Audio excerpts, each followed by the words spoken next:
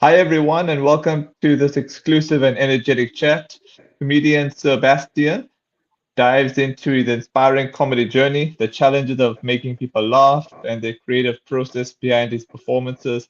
He shares insights on performing in diverse lineups, adapting to live audiences, and bringing humor to life on stage. Get a behind the scenes look at what to expect from Raat Gaana Ka Hungama and why this event promises unforgettable entertainment. How are you? Hi, I'm well, thanks. I'm well, thanks. I'm well. I'm awesome. I like the poster there behind you. Thank you, thank you. I Uh, want everyone to know that they're talking to the right person. I want of everybody course, to know they're talking to the right person. no problem. Okay, Okay. to get the Yes, ball thank you. rolling, Thank you. yeah, to get the ball rolling. This event, Askirat Ganaka Hangama, blends music and comedy. How do you tailor your comedy style to fit such a high energy, mixed entertainment lineup? I see normally comedy is just a straightforward comedy where the people go and listen and and they get on with the comedian. So we try to mix it where you can change, like it's not a one thing like a music thing. We change it. We be making giving the audience a different type of entertainment also at the same time. You know, so we want the audience to have all types of entertainment, not only songs and stuff. Okay. You're performing alongside artists like Zini M. Prasham, and Zubair Bobat. How do collaborations like this influence your performance? Wow, it's it's an honor to perform with such artists like Zinium. She is on another level. Zinium actually got me into all this, and Okay. she's like in another level. She brings out the energy, and it actually I get as inspired by that. She actually inspired me, and she's always you want to give more. So I'm actually honored to work with her. And Zubir Hobart, wow, what a legend! He's what a you're performing. He's a award-winning performer, artist, and I had the opportunity to work with quite a few events with Zubair Bobat. And Zubair Bobat, we been along each other's side with a lot of events. Also, I had the opportunity to act in a movie with Zubair. We act together in a 48, yeah, there was a 48-hour movie that we made. And to top of that, Zubair actually composed the song, title song for the movie that we did. So it's an honor, and Zubair shows so much of respect for me, and always encouraging and praising me. So it's an honor to also be alongside Zubair Bobat. Awesome. I've got a Uh, question for you. Oh, so sorry. You first? Prishan, I also worked along with Prishan. Prishan is a lot of vibrance. He's got a lot of moves, and like I said, all this. I'm actually honored to work with such talented, artists. And also now I see I haven't worked with Omar, and I haven't worked with them, but I can't wait to have this opportunity, to actually put on my list that I've worked with I performed with Omar. Yes, Awesome. All right. I have a question for you in the comments. Are you okay if I show you the yes, question here? yes. Okay. Sure. All right. This is from Jitin Rishika. Hi, Sebastian. How did you feel the very first time on stage on your very first performance? What inspired you?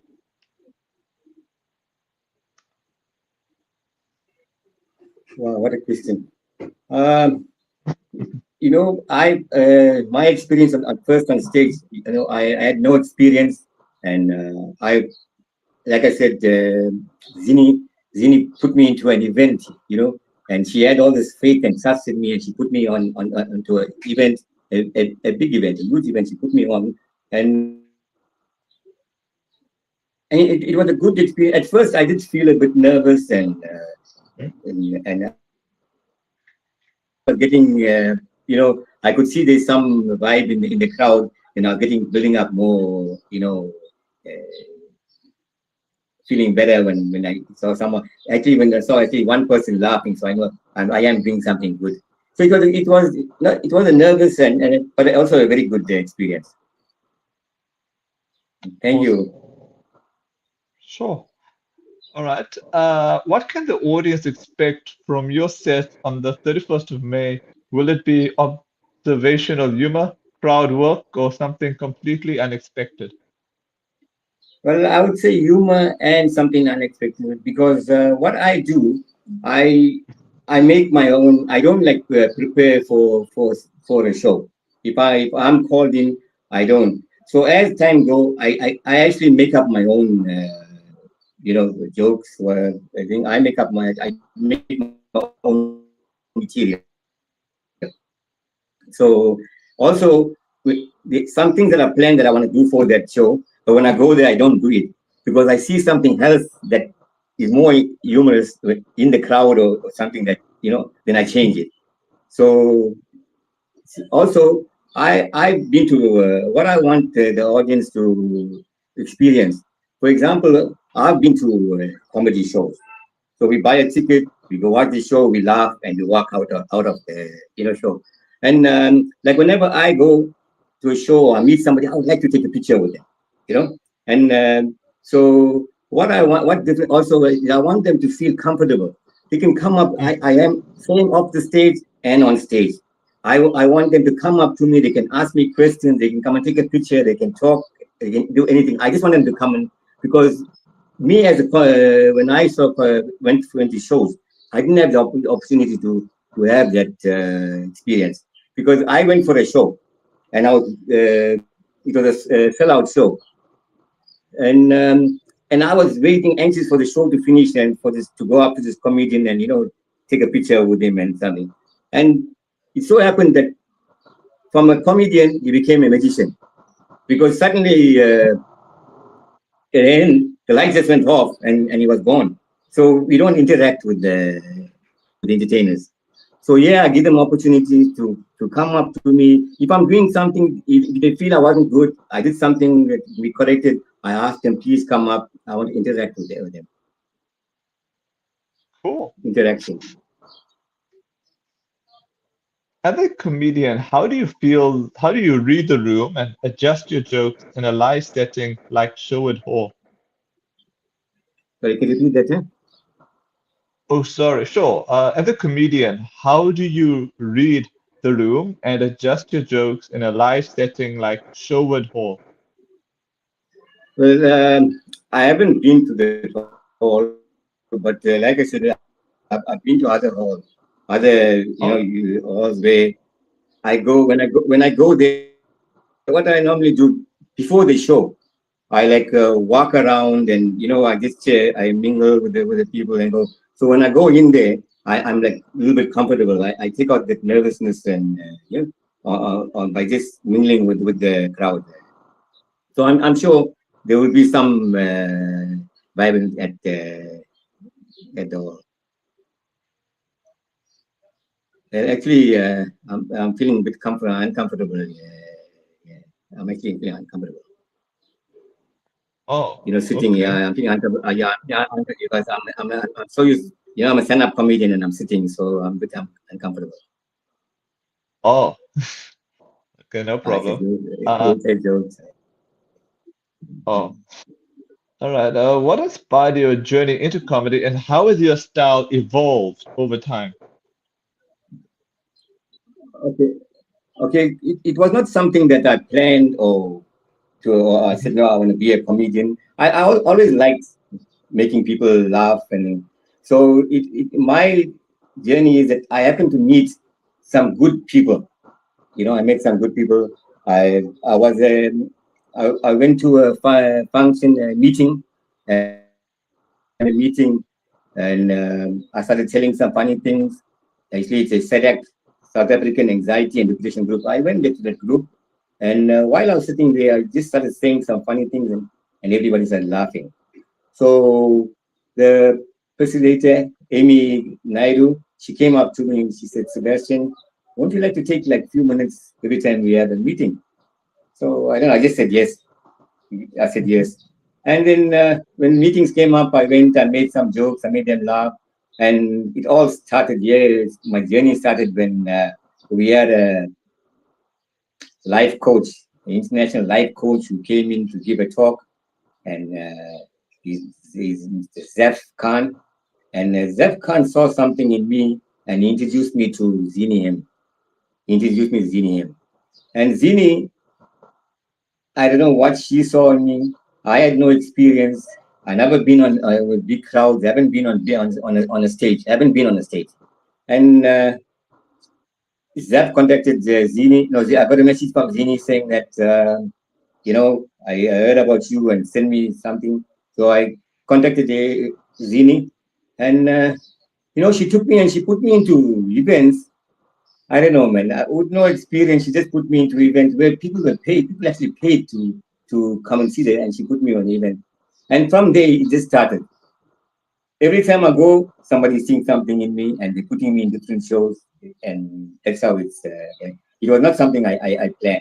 And being 66, and I'm actually honored and to at this age to be given an opportunity, and especially with top and artists and performers being alongside those people, it's a really honor. That's beautiful. In a diverse audience setting like this event, how do you ensure your humor connects with everyone? Well, I try my best to keep it where the audience understand the joke. They understand my joke and where it's humorous. It's humor. There's humor in it, and they understand my joke. And okay, one or two might not think, but it's about me saying a joke that they would understand what I'm saying. Okay. Comedy often reflects real life experiences. Will your set include any personal or local South African stories? Well, it's a bit personal. There's a few that's about me, but like I said, I don't prepare for each show. As I actually observe things and I make my jokes or get my material through things I watch. I watch things and I see something and I make it into humor. Okay, that's cool. Uh, Performing in the afternoon at 2 p.m. is quite different from late night comedy. Does the time of day affect your energy or delivery? I don't think so. You see, it's the passion. When I go into the stage, it's something else now. Like for example, today I just today this morning I did a gig this morning at 9:30 this morning, where Wow. yeah, I actually was chosen to do a course, a counseling course, and today was a graduation, and Mhm. at the graduation they asked me to do, and it was like it was about up. It's set up. So I don't think that I never find a problem on the time. Because I've done early, I've done late, I've done all times events. So I don't think it'll really make a difference. Okay, fair enough. What has been your most memorable live performance so far, and how do you plan to top it at this event? Oh, all the events I went, I like I said, they they like me. Because I'm natural. I get the comment that I'm natural. So I feel if I didn't do any good, I wouldn't be called in so many events, or I won't be. I mean, Yeah. look at the lineup, Zini M, Zubair Bobat. I mean, they could have been picked anybody else. They would have taken any other top. I mean, performer, but they chose me, and that's why when I go up, I try to perform my best. I give my best performance. Okay. Awesome. Finally, for people attending primarily for the music, how do you win them over and leave a lasting impression as a comedian? Uh, I want to show them that there's not only musical, like if you go for an event, you just mean for a musical event. So Mm, I want to show them that, I want to make a difference. I want to show that you're listening to the music, you love your music, but also you want to change your mind. You're thinking on your thing. Like you normally sit and watch a musical event. It's only about the song. You're gonna hum the songs. You're gonna, think. Now, but I'm there. I'm gonna make you move your muscles and make you smile. And so I want just want to make a difference on that thing. awesome. All I gotta say is thanks so much for your time, Sebastian, and I hope to catch up with you once again in the future. Thank you, Joe. I really appreciate it. I just want to thank all the viewers and very happy Eid to all the Muslim viewers. And I just want to say everybody thank you. Come and watch. Come and watch. Come and watch. I mean, I might not be able to say much. Come and see me.